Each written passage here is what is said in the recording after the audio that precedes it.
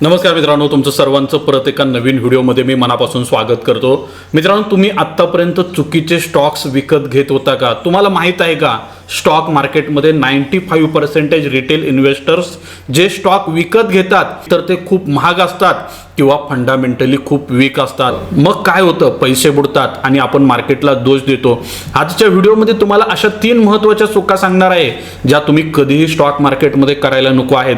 त्याचबरोबर 2 स्ट्रॅटेजी पण सांगणार आहे ज्यामुळे तुम्हाला क्वालिटी स्टॉक स्वस्त किमतीला मिळतील।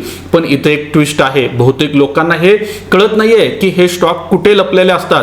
आणि व्हिडिओच्या शेवटी मी तुम्हाला एक बोनस टिप्स देखील देणार आहे ज्याचा उपयोग करून तुम्ही योग्य स्टॉक सहज शोधू शकता। चला आधी समजून घेऊया समस्या नेमकी कुठे आहे। आपली सर्वात मोठी तक्रार काय असते? जे चांगले स्टॉक असतात ते कधी स्वस्तात मिळत नाहीत आणि जे स्वस्त मिळतात ते कधी चांगले असत नाही। हे का होतं? कारण आपण सगळे चुकीचे स्टॉक चुकीच्या ठिकाणी शोधतो। आपण तिथे पाहतो जिथे सर्वांचं लक्ष आहे, ट्रेंडिंग सेक्टर्स, न्यूज मधील कंपन्या।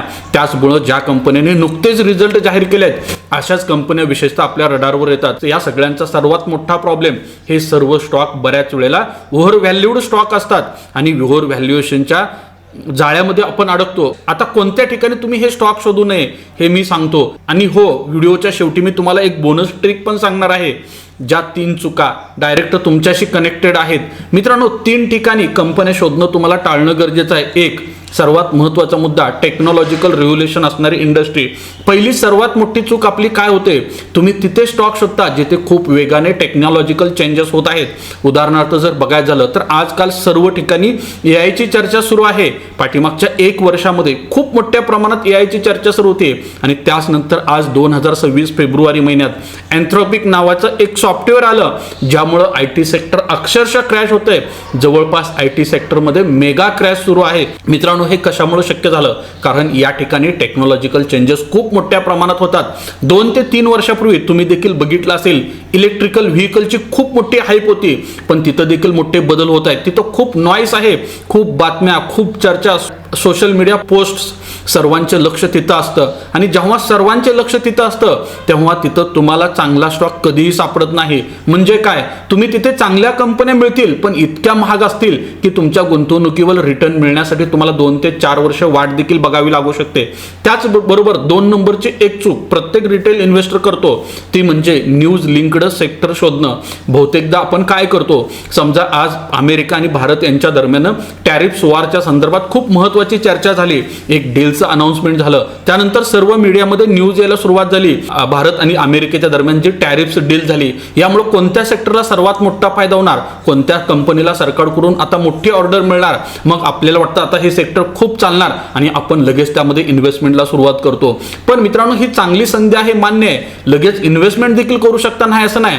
पण मित्रांनो, या ठिकाणी एक गोष्ट जी आहे ती तुम्हाला माहित नाही, ती म्हणजे बिग प्लेयर ते तुम्हाला कधीच सांगत नाहीत। जोपर्यंत बातमी तुमच्यापर्यंत पोहोचलेली असते, जसं की CNBC आवाज असेल, जी बिझनेस असेल, व्हॉट्सअप ग्रुप असतील किंवा अन्य सोशल मीडिया मार्फत, तोपर्यंत स्मार्ट मनीने अगोदरच ऍक्शन घेतलेले असते।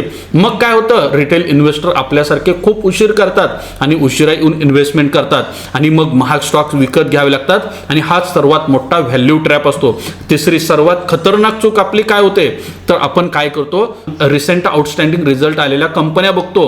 मित्रांनो, काय होतं? बऱ्याच वेळेला आपल्याला वाटतं कंपनीचे रिझल्ट आता खूप चांगले आहेत त्यामुळे येणाऱ्या दिवसात ही कंपनी खूप चांगल्या पद्धतीने ग्रो करेल, पण त्या कंपनीनं अगोदरच्या 2 ते 3 क्वार्टरमध्ये सलग चांगले रिझल्ट दिलेले असतात, त्यामुळे भविष्यात देखील त्या कंपनीची चांगली वाढ होईल असं आपल्याला वाटतं। पण मित्रांनो, मॅथमॅटिक्स काय सांगतं? एकदा बेस वाढला की त्याची टक्केवारीची ग्रोथ सुरू होणं खूप अवघड असतं। एक एक्झाम्पल जर सांगायचं झालं तर एखाद्या कंपनीने 100 कोटीवरून 200 कोटीला प्रॉफिट नेला, म्हणजे 100% ग्रोथ झाली।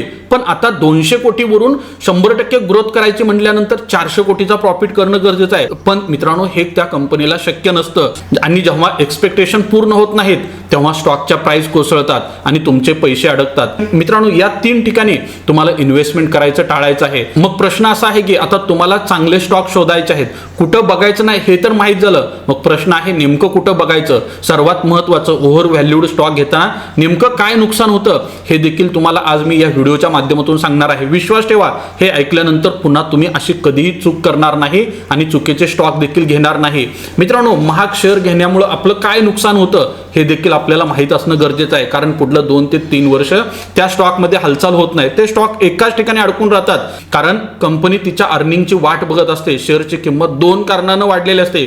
कंपनीचा प्रॉफिट वाढला, कंपनीचं व्हॅल्युएशन वाढलं तर पीई एक्सपान्शनचा फायदा होतो. जर तुम्ही आधीच महाग शेअर्स घेतला असेल तर तुम्हाला पीई एक्सपान्शनचा फायदा मिळणार नाही. म्हणजे काय, तुमचे पैसे अडकून राहणार आहेत आणि इतर स्टॉक्स वाढतात, पण तुम्ही ज्या स्टॉकमध्ये इन्व्हेस्टमेंट केले तो स्टॉक त्याच ठिकाणी थांबतो. आणि हेच कारण आहे आपल्याला अशा कंपन्या शोधायच्या आहेत जिथं प्रॉफिट ग्रोथ तर आहेच, पण त्याचबरोबर री रेटिंगची देखील संधी असते. आणि हे कसं करायचं, चला आता आपण समजून घेऊया.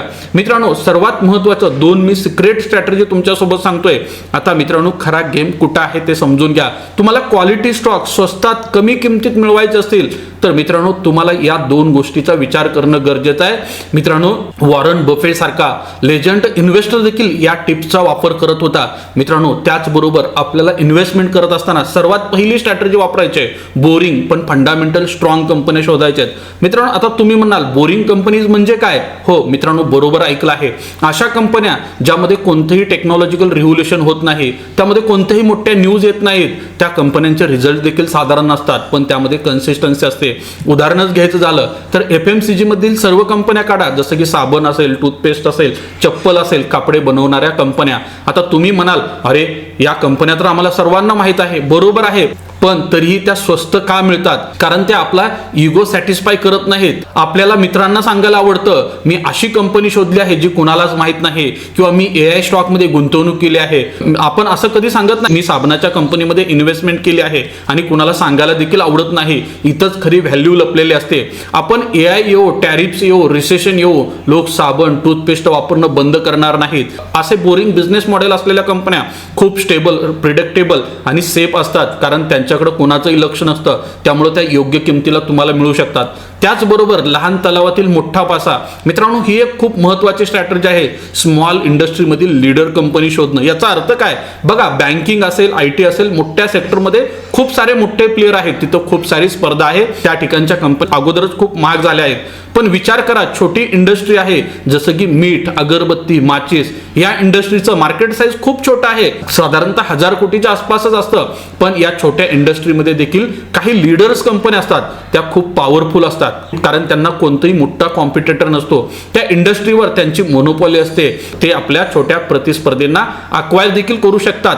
पण कारण इंडस्ट्री लहान आहे त्यामुळे कंपनी निफ्टी 50 मध्ये येत नाही, त्यामुळे मोठ्या इन्व्हेस्टरचं लक्ष देखील तिथं नसतं आणि तिथंच तुम्हाला बार्गेनिंग मिळते आणि तिथेच तुम्हाला खरे चांगले स्टॉक मिळतात. अशा कंपन्या हळूहळू 10 ते 15% वाढतात. जेव्हा मोठ्या फंड मॅनेजरचं तिथं लक्ष जातं तेव्हा त्या कंपन्यांचं पीई रेटिंग होतं आणि तुम्हाला मिळतात मल्टीबॅगर रिटर्न. तर मित्रांनो, आठवतंय का मी सुरुवातीला म्हटलं होतं 95% लोक चुकीच्या ठिकाणी स्टॉक शोधतात आणि पैसे गमवतात.